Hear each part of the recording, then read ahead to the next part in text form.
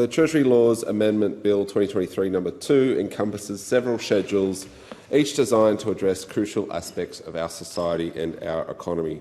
Now, most and some may find these Treasury Law Amendment Bills, or TLABs as we call them, a bit boring, but I know, I kind of really love them.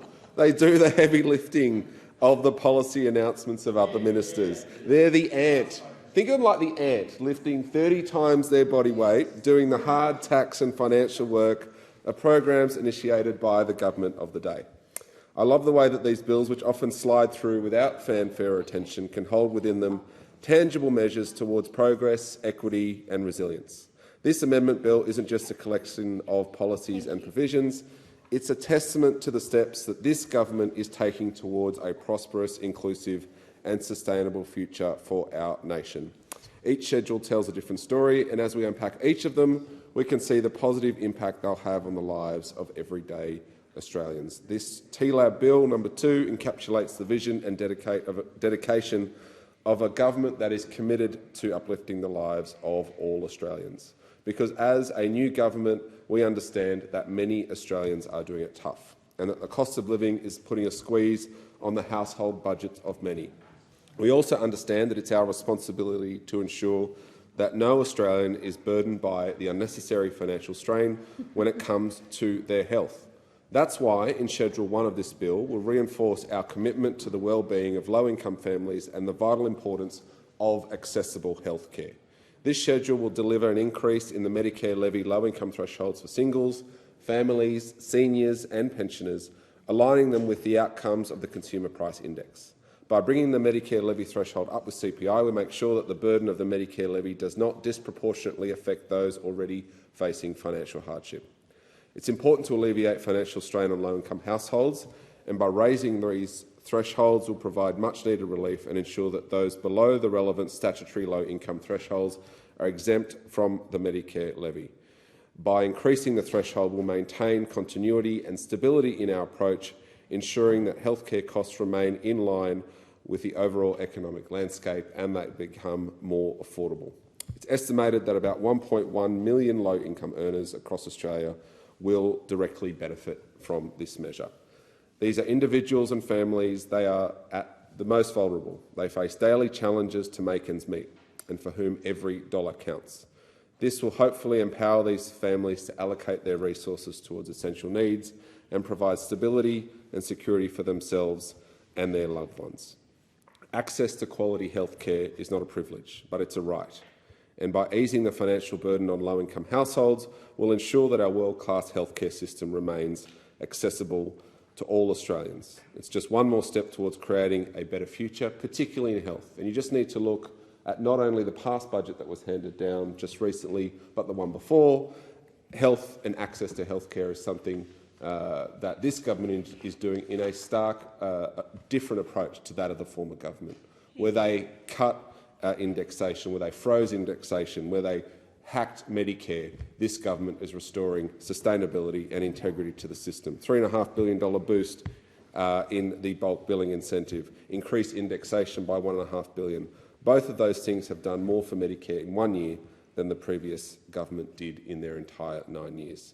So this TLAB schedule and this changing of that threshold adds to that.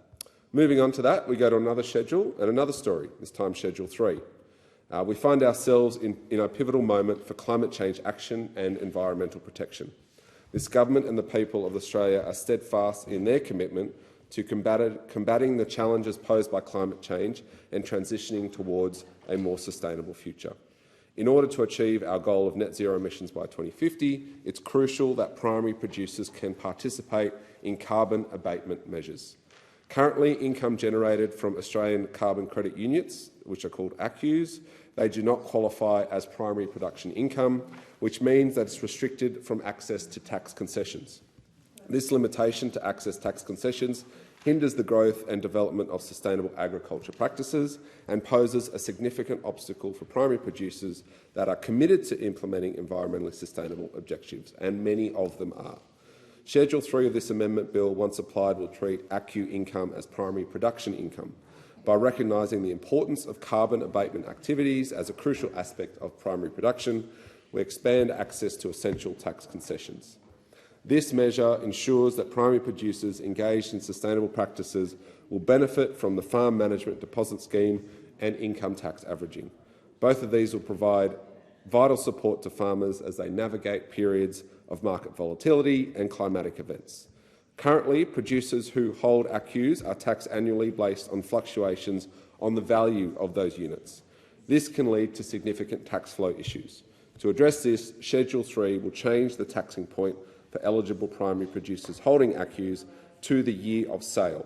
This will provide much-needed relief, enabling primary producers to manage their finances more effectively and plan for the long term. By implementing these measures, we ensure that our concessions remain targeted at primary producers who are actively driving sustainable agriculture practices and embracing their role as environmental caretakers, because we know that the primary producers that do have access to greater markets around the world. By incentivising carbon abatement activity within the agricultural sector, we are not only reducing emissions, but we are fostering a greener and more resilient environment for future generations to come. Of course, these measures align with our commitment to combat climate change and protect our environment, grow our economy, and ensure that Australia is at the forefront of global efforts to mitigate the impacts of climate change. And again, just compare that to the action of the former government. They didn't take climate change seriously, and they were voted out because of that in Bennelong and out of government as well. Schedule 3 represents a significant step forward in our climate change agenda. Next, we have Schedule 4. This one's close to my heart. I've run a small business nearly all my life, and these decisions like these can make a real difference. So this schedule will provide cash flow relief for small and medium-sized businesses by reducing the adjustment factor to pay on your GST instalments every quarter or so. Some pay annually. So under the current formula, the adjustment factor for the 23-24 financial year sits at 12%. Obviously, our GDP has gone up, reflective of higher commodity prices, terms of trade and inflation. These factors, while they may work for some large businesses, do not reflect throughout the rest of the economy and represent quite a big burden on small and medium businesses. So by taking proactive steps to minimise adverse cash flow consequences for small businesses, by reducing that 12% adjustment figure to 6%, it will help small businesses get through the next financial year. It will ensure that cash flow implications for businesses are alleviated. The reduction in the adjustment factor better reflects the conditions for small businesses, and it ensures and gives them an extra helping hand to navigate the economic challenges ahead and maintain financial stability.